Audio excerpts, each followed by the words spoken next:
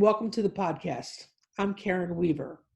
Today I want to take a deeper look into a couple of issues that my guest has covered extensively as a staff reporter for the Raleigh, North Carolina News and Observer. First, Dan Kane was a higher ed reporter. Then he covered the North Carolina state government beat. Since 2009, he has been an investigative reporter, and many of his stories have covered the NCAA in general and the University of North Carolina in particular. The issues of academic fraud and the role of academic oversight in college athletics has roiled the administration, fans, and stakeholders of the Tar Heels. As Dan wrote in 2019, quote, "The academic fraud reform efforts stem from the outcry following the NCAA's Committee on Infractions decision 2 years ago that it could not punish UNC Chapel Hill over classes that offered high grades but no instruction. A detailed investigation by a former federal prosecutor found an academic secretary created and graded many of the classes. More than 3,100 students took at least one of these classes.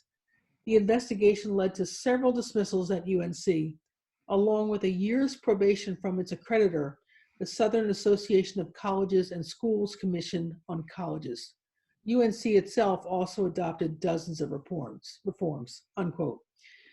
The NCAA created an academic work group who reported that the fraud issue lay on the academic staff side, as athletes were being directed by counselors, coaches, and others to enroll in classes with little academic rigor. Add to that the lack of oversight for academic departments who offer quote-unquote paper classes, etc., and it's an issue that NCAA presidents have been working with for some time. Once the issues were in the hands of the work group, though, well, Dan Kane, I'll let you pick up the story from there. Well, what happened there was you saw that the work group kind of going along with the Knight Commission and the Rice Commission. That was a special commission created in the wake of the I sort of call the Sneakergate scandal, where Adidas was kind of funneling money into recruits, and then there was also another scandal there with assistant coaches that were directing some recruits, athletes to certain entities that were paying them. And so the Rice Commission also took up the issue with the UNC case and said that we need to have the NCAA needs to have more jurisdiction over academic matters. Schools can't basically get away with academic fraud by basically not calling it academic fraud.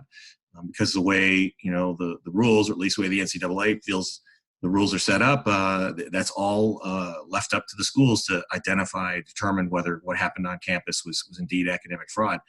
And so, they set up this academic working group to look at ways to tackle that. So they came up with a recommendation to give the NCAA more jurisdiction. But then, it moved into the arena of Division I, I think Board of Directors, the Division I presidential forum, and at that level, which would have been the last step before the full NCAA taking up a proposal, they basically stepped away from it and said, well, let's just see what we've put forward so far, whether that's working, and if it's not, maybe we can come back and revisit it. So it all just stopped right there. And what was interesting about it was, when they had that meeting in which they made that determination, the NCAA puts out a press release saying, here's what we're doing about, academic integrity. And what's missing from that is that really key decision. And the other thing that was kind of missing, at least in as far as what the public was seeing here, which wasn't a heck of a lot. I mean, I had to get a lot of reports kind of within the NCAA using public records requests from one of its member schools, was that there was this proposal that was being floated by the president of the University of Oregon. He basically said, okay, look, a lot of member schools are kind of uncomfortable with, the NCAA making the call on whether certain activity on a campus constitutes academic fraud. Let's create basically a panel of university presidents, university leaders, who really aren't all that involved in NCAA matters. They're kind of removed, and we will let them, take up, these egregious cases to decide whether or not, yes, that's academic fraud, and therefore move forward an academic fraud case against a member school, and that didn't fly either.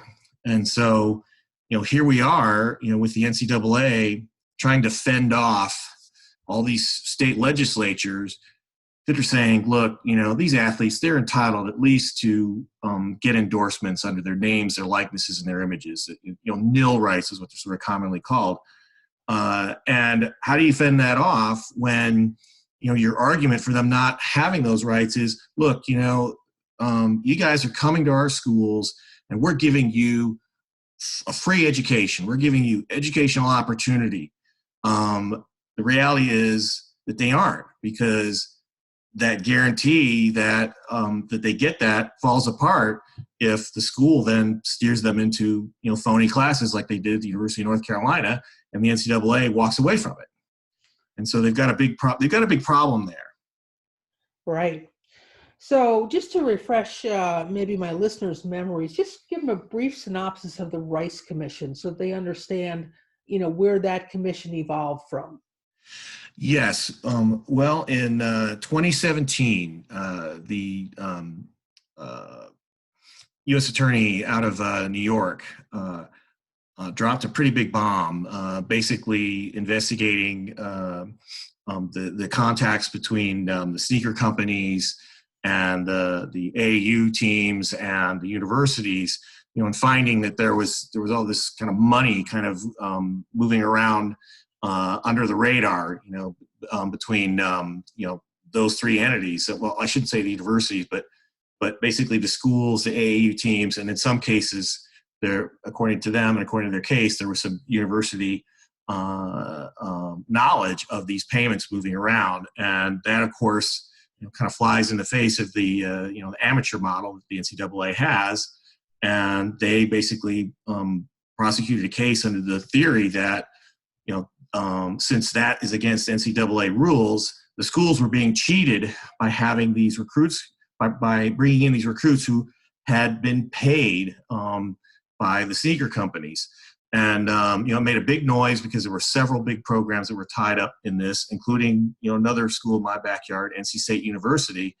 And, a lot of hue and cry that, that college basketball somehow had come off the rails. And so Mark Emmert announces this commission led by former U.S. Secretary of State Condoleezza Rice and about a dozen other education and athletic representatives. And several months later, they came up with, whole series of reform proposals, a lot of which that were put in place and had to do more with, that scandal. But there were two recommendations that had to do with academic fraud. And one had to do with this notion that you couldn't punish a school because non-athletes also, quote unquote, benefited in the academic fraud along with the athletes. That was one thing they said, that doesn't make any sense. It doesn't make any sense that a school escapes punishment from the NCAA because it turned out that there were also non-athletes who benefited. And then the second thing that they recommended, which is the thing we're talking about, which is just giving the NCAA itself, more authority over these academic fraud cases. And it's interesting, the paperwork, in some of these reports, they literally call these unimaginables, situations where, they're looking at these schools and they're saying, oh, these are schools with a lot of integrity, a lot of history, and, it's higher education and, the best and the brightest and all that. And yet here they are, they've got a situation where almost everybody looks at it and says, that's academic fraud. But the school looks at it, tells the NCAA, no, it's not. And so the Rice Commission took that up. And I don't even think that was even something that, Mark Emmert envisioned in setting them forth. I think that the NCAA was really more focused on dealing with, again, the threat to amateurism with the money coming in from the sneaker companies, and not really all that interested in pursuing the issues related to the educations that these athletes are promised.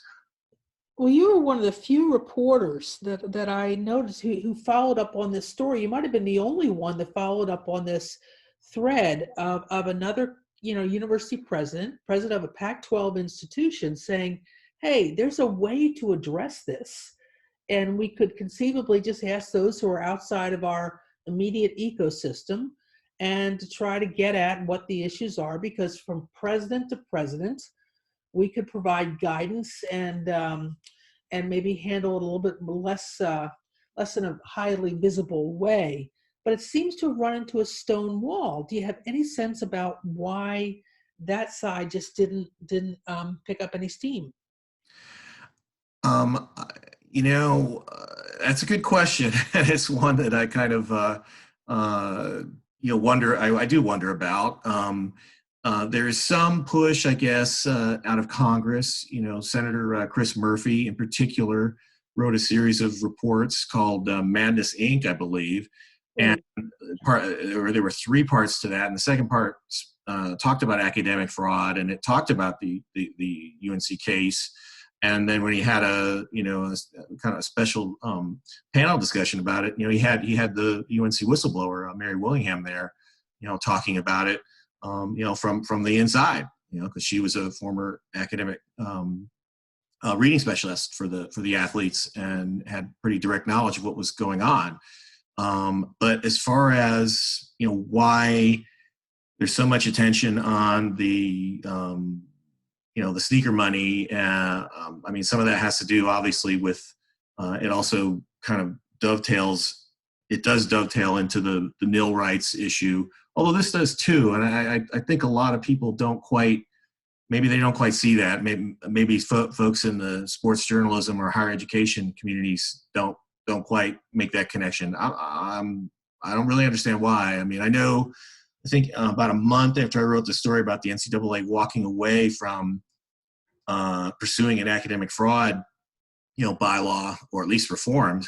I know Inside Higher Ed did a story that basically, confirmed what I had exposed, and also had a pretty damning quote from somebody who I believe was on the infractions committee, years earlier, who just said that the UNC case has created all kinds of problems for them.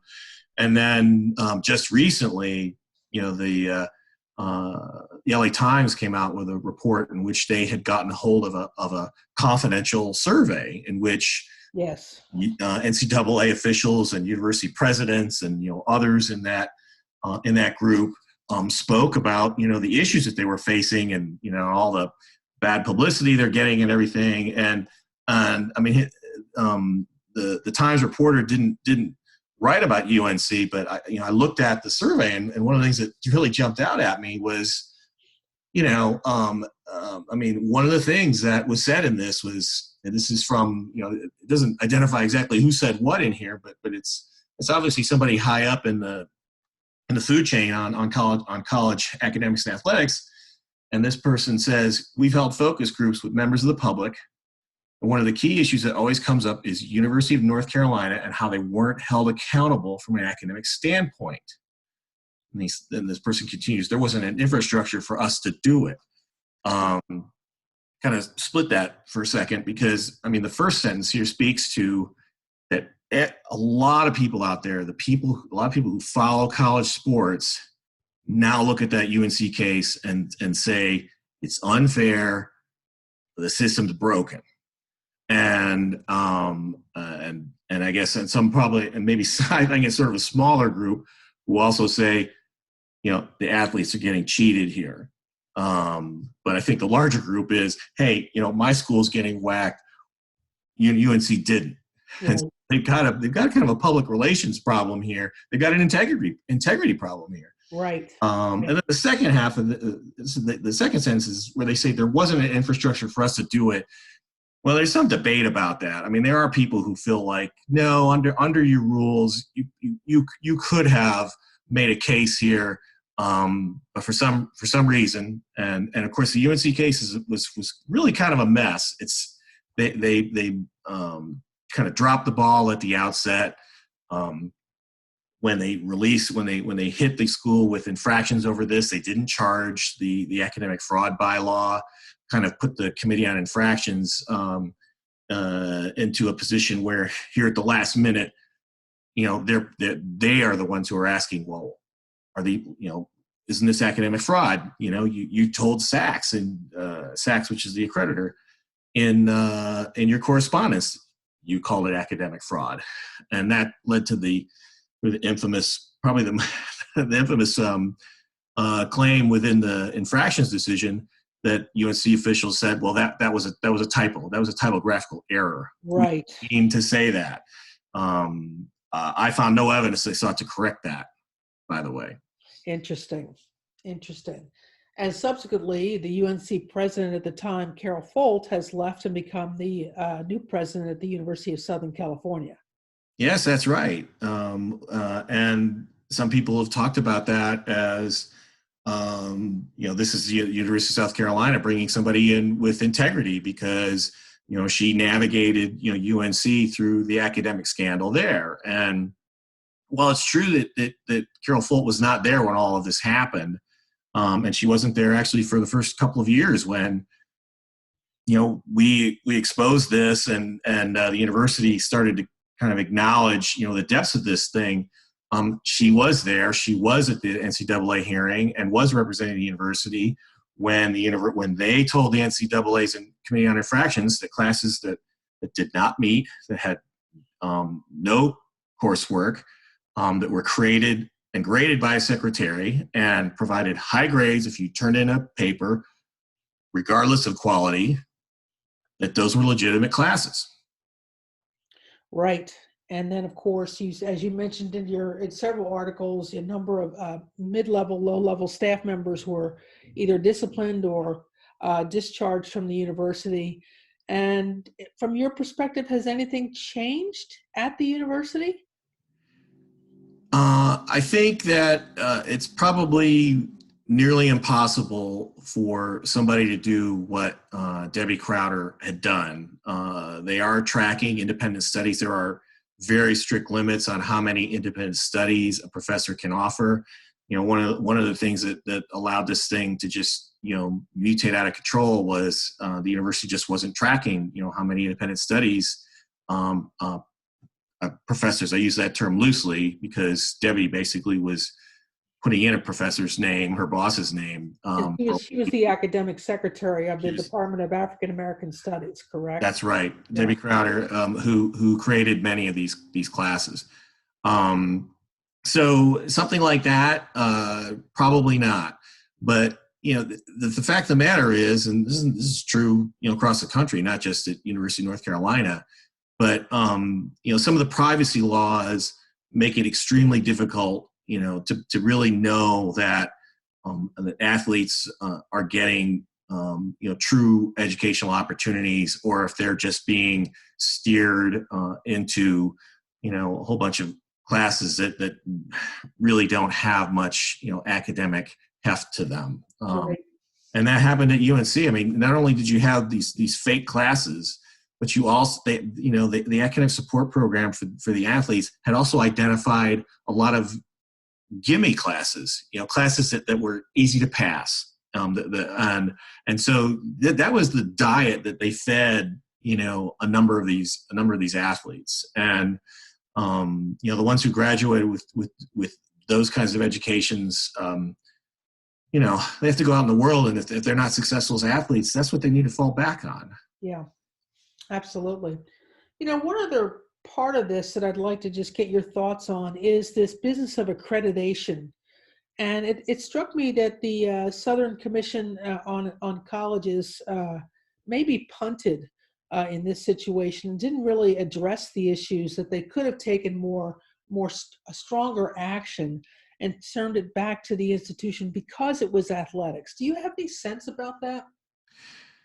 Well, it was interesting what happened with the accrediting commission. When this thing first broke, they came in and went through this with the university, and basically they came up with kind of a fix where I guess under North Carolina law that if you graduate They can't really, open up your transcript and kind of demand that you come back and take a bunch of classes. It is sealed, I guess. But for students who are still there and were in a position where they could not graduate without the inclusion of these phony classes, SACS gave them three options. Either you show that you did the work, take a challenge test, and if you can't, and if you can't do those things, then you need to take another class. You need to show that you actually got something out of a class at the University of North Carolina. It has to count. And then when more details came out and SACS started to feel like, well, you know what? There were people who knew things that didn't tell us about them, about the depths of this thing. They went back again. And that's when they hit them with a year's probation. And, folks out there will be saying, well, how come they didn't do anything worse? Well, that's the worst thing they can do, other than literally de-accredit the university, which basically practically shuts them down, because if a university is de-accredited, they can't get federal funding. I mean, that's how important these accrediting groups are. Right. That's the power that they have, but they're so limited in what they can wield. They can either just kind of sort of sanction them, sort of said, okay, guys, you did bad here, or they can literally just clobber them with a sledgehammer and take them out of business. And so that's that, and there's been a lot of debate about whether or not, that structure really serves, serves the university, serves the public, in terms of, making sure that universities have, academic integrity. But we'll move a little farther down the line here. When the NCAA decision came out and the infractions committee said, look, I mean, you told your accreditor, you acknowledged that this was academic fraud to your accreditor, and now you're telling us that's a typo. Well, I learned that, UNC never went to the accreditor and said, oh, wait a minute, we misspoke here. We didn't mean to say academic fraud. We meant to say this or whatever. They never fixed that. They just, it just moved on. And then I also noted that they had this arrangement where, students who had taken these classes and hadn't yet graduated, they were going to have to do all these things to put some accountability into what they actually learned. And I raised those issues. I asked the president of the commission, Belle Whelan, about these things, and she basically acknowledged that they were legitimate questions and needed to be asked. But then, like literally within a couple of days, she basically told the university, we're not doing anything more here. We're done. This was not a big deal. And it was kind of interesting. And then university, of course, university that came back and basically said that I misquoted her, which wasn't true. And it became kind of a shoot the messenger opportunity for them. But in the end, I think everyone looks at this and says, geez, here's this university that for 18 years we're creating these phony classes, or at least, two people within that university were doing that. It was a massive academic fraud. It's, as far as we know, the biggest academic fraud ever in NCAA history. And this is how it all ends. Right.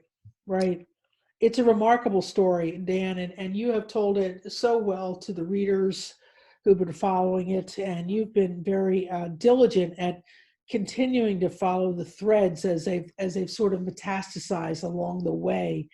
Last question for you: if you were a college president or a board of trustee member listening to this story, what kinds of questions might you be asking yourself or your board about the job that you're doing on your own campus?